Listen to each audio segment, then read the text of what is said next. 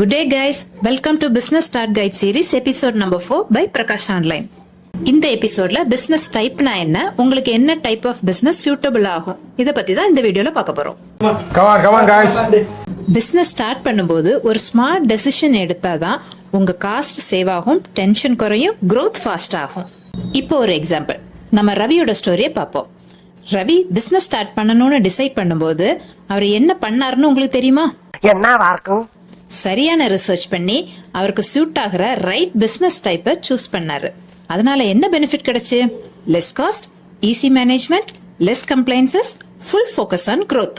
இதுல இருந்து என்ன லெசன் கிடைச்சதுன்னா, நீங்க ரைட் பிசினஸ் டைப்பை சூஸ் பண்ணா உங்க ஜர்னி ஸ்மார்ட் ஸ்டார்ட்டாவும் ஈஸி growth-ஆவும் இருக்கும். ஓகே, இப்போ பிசினஸ் டைப்னா என்னன்னு தெரிஞ்சுக்கலாம் வாங்க.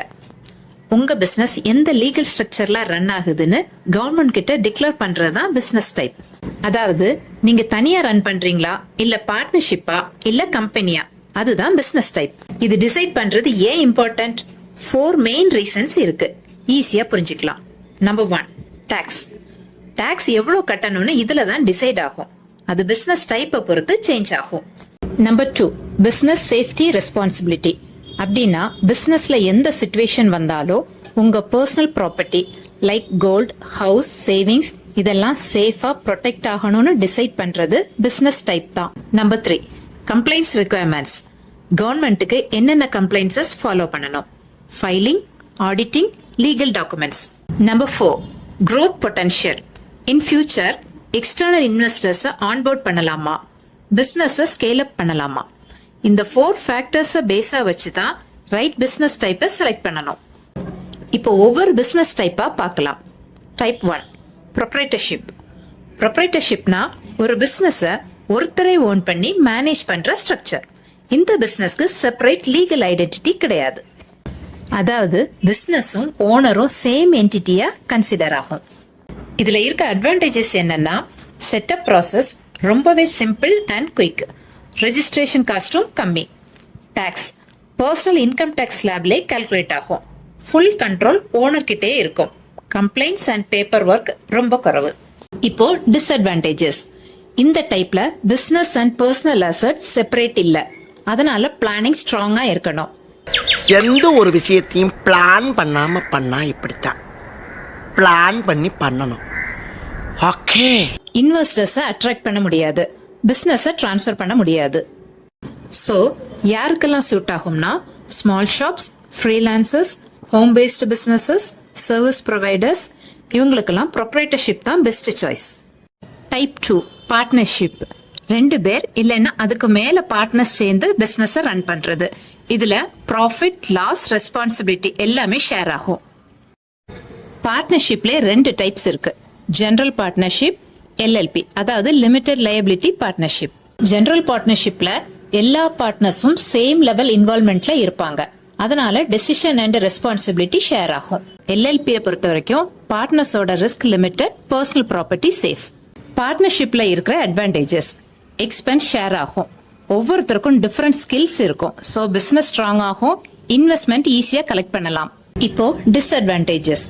இதுல பிசினஸ் ஸ்மூத்தா ரன் ஆகணும்னா பார்ட்னர்ஸ்க்கு இடையே நல்ல கம்யூனிகேஷன் அண்ட் அண்டர்ஸ்டாண்டிங் மெயின்டைன் பண்றது ரொம்ப முக்கியம். பங்கு நாங்கெல்லாம் லோக்காரி பங்கு பங்கு நாங்கெல்லாம் லோக்காரி நீ டீ போடு. சரியா பங்கு நீ டீ போடு, நாங்கெல்லாம் லோக்காரி. உனக்கு விவரம் பத்தாது, ஒன்னை ஏமாத்திடுவாங்க. ஐயோ பங்கு கல்லா லோக்காரனா கணக்கு வழக்கெல்லாம் பார்க்கணும். உனக்கு மேத்தமெட்டிக்ஸ் தெரியுமா? யாரா அந்த எனக்கு பங்கு, அவனை பத்தி நான் ஏன் தெரிஞ்சு. So partnership is best for friends or family business. OPC, அதாவது one person company. Proprietorship plus company பெனிஃபிட்ஸும் ஒரே ஸ்ட்ரக்சர்ல. ஓபிசில ஒருத்தரே ரன் பண்றீங்க, ஆனா கம்பெனி மாதிரி லீகல் ப்ரொடெக்ஷனும் கிடைக்கும். ஓபிசிக்கும் ப்ரொப்ரைட்டர்ஷிப்புக்கும் என்ன வித்தியாசம்? ப்ரொப்ரைட்டர்ஷிப்ல பிசினஸ் அண்ட் பர்சனல் ஒன்னா இருக்கும், ஆனா ஓபிசில பிசினஸ்க்கு தனி ஐடென்டிட்டி இருக்கும். அதனால பர்சனல் அசெட்ஸ் பாதுகாப்பா இருக்கும். இப்போ இதுல இருக்க அட்வான்டேஜஸ் பார்ப்போம். லிமிடெட் லயபிலிட்டி ப்ரொடெக்ஷன் கிடைக்கும், உங்க கம்பெனி ப்ரொஃபஷனலா இருக்கும், கம்பெனி கிரெடிபிலிட்டி இன்க்ரீஸ் ஆகும். சோலோ ஆண்டர்பிரனருக்கு இது பெர்ஃபெக்ட். இப்போ டிஸ்அட்வான்டேஜஸ் பார்ப்போம். ப்ரொப்ரைட்டர்ஷிப்பை விட கம்ப்ளைன்சஸ் அதிகம், ஆனுவல் ஃபைலிங் கண்டிப்பா பண்ணணும், டர்ன் ஓவர் லிமிட் 2 crores ஆனா பிரைவேட் லிமிடெட்க்கு கன்வெர்ட் பண்ணணும். என்னப்பா சொல்ற? So, OPC best for solo professionals, consultants, freelancers. Type 4 Private Limited Company. இது இந்தியால ரொம்பவே பாப்புலரான பிசினஸ் ஸ்ட்ரக்சர். என்னன்னா இது ஒரு செப்பரேட் கம்பெனி. மினிமம் 2 டைரக்டர்ஸும் மேக்ஸிமம் 200 ஷேர் ஹோல்டர்ஸ் வரைக்கும் இருக்கலாம். இப்போ ஒரு இம்பார்ட்டன்ட் பாயிண்ட் என்னன்னா பிரைவேட் லிமிடெட் ஸ்ட்ரக்சர்ல கம்பெனி செப்பரேட் என்டிட்டியா இருக்கிறதுனால உங்க பர்சனல் அசெட்ஸ் ப்ரொடெக்ஷன் ஸ்ட்ராங்கா இருக்கும். இப்போ இதுல இருக்க அட்வான்டேஜஸ் பார்ப்போம். லிமிடெட் லயபிலிட்டி, உங்க personal property safe, investors attract பண்ண easy, bank loan maximum amount கிடைக்கும், professional image maximum credibility, government tenders eligible, shares transfer பண்ணலாம், பிசினஸ் செல் பண்ணலாம். இப்போ டிஸ்அட்வான்டேஜஸ், ஸ்டார்ட் பண்ண காஸ்ட் கொஞ்சம் அதிகம், every year ROC filing compulsory, கண்டிப்பா ஆடிட்டர் அப்பாயின்மெண்ட் பண்ணணும், ஸ்டார்ட் பண்ண மினிமம் 2 டைரக்டர்ஸ் வேணும். So private limited best for growth oriented businesses, startup seeking funding, businesses needing credibility. நீங்க எந்த பிசினஸ் டைப் டிசைட் பண்ணீங்கன்னு கமெண்ட்ல சொல்லுங்க. இத பத்தி இன்னும் டீடைலா தெரிஞ்சுக்கணுமா? டிஸ்கிரிப்ஷன்ல இருக்க கூகுள் ஃபார்மை ஃபில் பண்ணுங்க. நாங்க உங்களுக்கு ஃப்ரீ கைடன்ஸ் தரோம். அடுத்த எபிசோட்ல பேன் அண்ட் டான் பத்தி பார்க்க போறோம். மிஸ் பண்ணாம பாருங்க. தேங்க்ஸ் ஃபார் வாட்சிங். Stay tune for next episode. வரட்டா.